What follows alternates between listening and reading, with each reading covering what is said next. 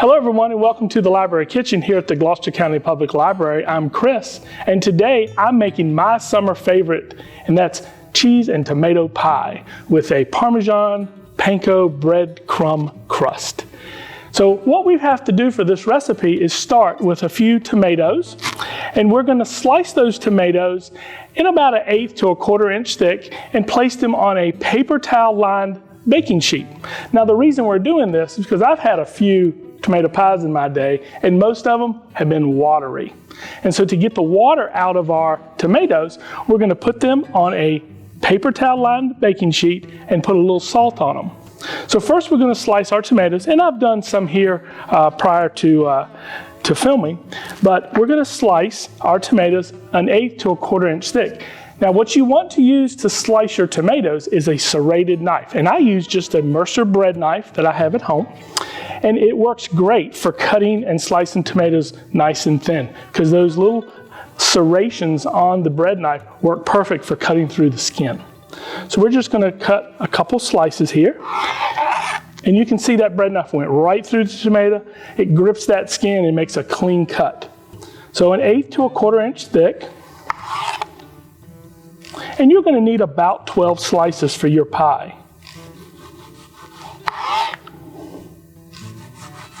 Now once you've sliced your tomato, put that on a paper towel lined baking sheet and grind about 1/2 teaspoon to a teaspoon of salt over the tomatoes.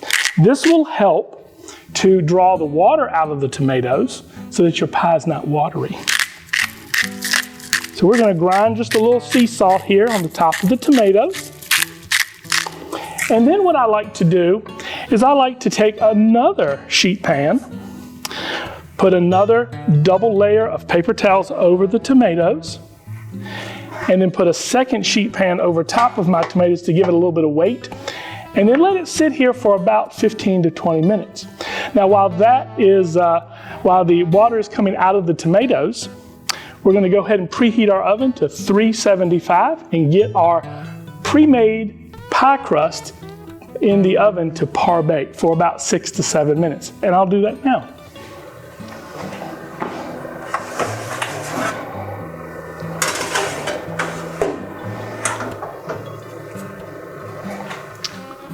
So while that pie crust is par baking for about 6 to 7 minutes, the tomatoes are getting the water out with a little bit of salt and pressure from the second baking sheet, we can go get our other ingredients together. So we're going to be using 6.5 ounces of Boursin cheese. We're going to need 2 cups of shredded Parmesan and Provolone cheese. And then for our topping, we're going to use a tablespoon of grated Parmesan, 3 tablespoons of Panko breadcrumbs, 1/4 teaspoon of garlic salt, and a tablespoon of butter that we're going to melt in the microwave.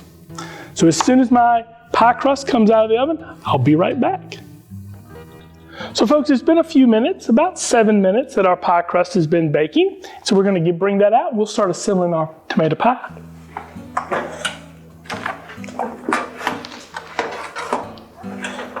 So the reason why we par bake our pie crust is so that the tomatoes, because they do have a lot of water still in them, they won't make our crust soggy. Our crust will actually be nice and crisp. So the tomatoes have been sitting with the salt and the paper towels for about 15 minutes. And we're going to go ahead and lift those pieces of paper towel off, and you can see there's a lot of water in those. And so this is how we assemble our pie. So we're going to take 2 cups or 1 cup of mozzarella and 1 cup of provolone cheese, and we're going to layer 1/3 of that in the bottom of our pie. So I'm going to do 1/3 of a cup of mozzarella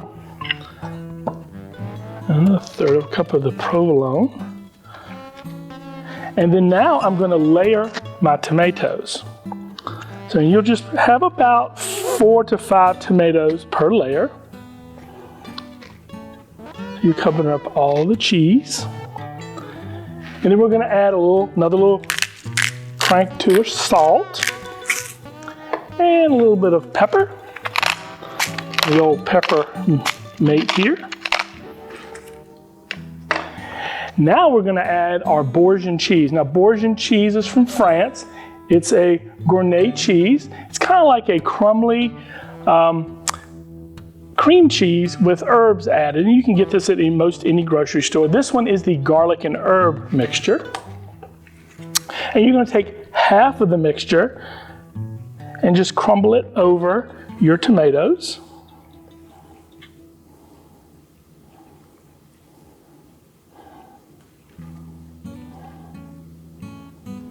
This is gonna be so good. I know I've had many tomato pies that had mayonnaise in it, and this one does not have any mayonnaise. It's literally pie crust, tomatoes, cheese. All right, so next we're going to add our next layer of mozzarella and provolone. Just evenly spread that around the pie. Another layer of tomatoes. And this really goes together really fast. So this is a perfect weeknight meal. And I can tell you, I probably make this once or twice a week during the summer, because what do you do when the tomatoes start coming in come July? You just have so many tomatoes. So there's our second layer. Again, we're going to crank a little pepper and a little salt.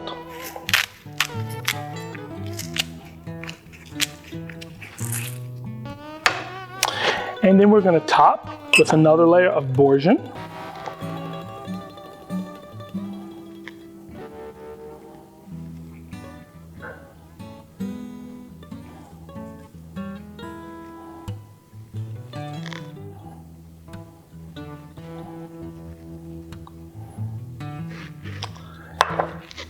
And then to finish out with a little bit more of our cheese. So another 1/3 of a cup of mozzarella. And 1/3 of a cup of provolone. Just evenly spread that cheese around your pie. All right, and when we come back, I'll make the crumb topping. See you in just a few. So we're back, and I've cleaned up our cooking space. So now we're gonna make our Parmesan Panko crumb topping for this tomato pie, and then into the oven at 350 for 40 minutes. So we're gonna start with 3 tablespoons of Panko breadcrumbs, about a tablespoon of grated Parmesan, a 1/4 teaspoon of garlic salt, and a tablespoon of melted butter. And this is gonna be the base of our crumb topping. So you're gonna take that, put it in a bowl and mix it up. Get that butter and that Panko and that Parmesan coated. Because what goes better with tomato pie than Parmesan, mozzarella, provolone. Now you can add, if you're feeling kind of special sporty, you can add a cheddar and Gruyere cheese, a Swiss cheese. You can play with the flavors of the Boursin, because that comes in about 4 or 5 different flavors. And so, you know, but this is kind of the base recipe, and then I make this a couple times and then I start to experiment. So, and you can do the same. So now that our crumb topping has been mixed, and I just do that with a fork, I'm just gonna sprinkle it over the top of the pie.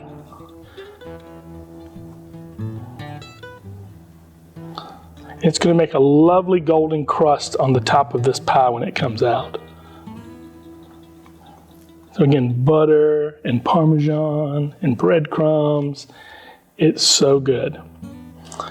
Again, you could put a little caramelized onions in your pie if that's what you wanted to do. So now this is gonna go back in the oven again at 350 for 40 minutes. See you in just a few.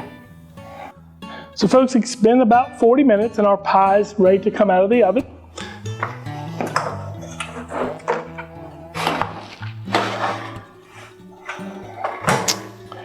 This looks so good, so brown, crusty on the top, gooey cheese. can't wait.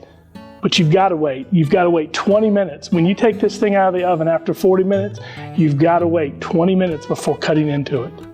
So we've got to let it sit here for just 20 minutes, and we'll come back and plate, and we'll enjoy some tomato and cheese pie. So we're ready to eat our tomato and cheese pie, so let's cut into it. I think it's going to be a winner.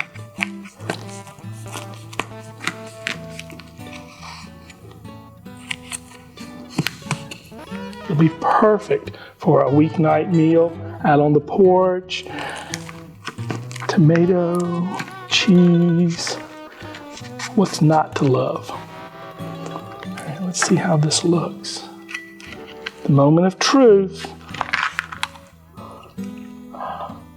Look at those layers of cheese and tomato.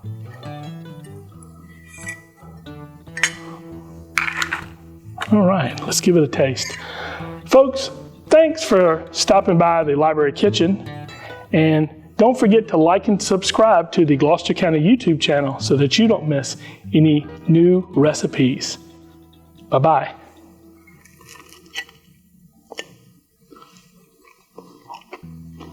It's to die for.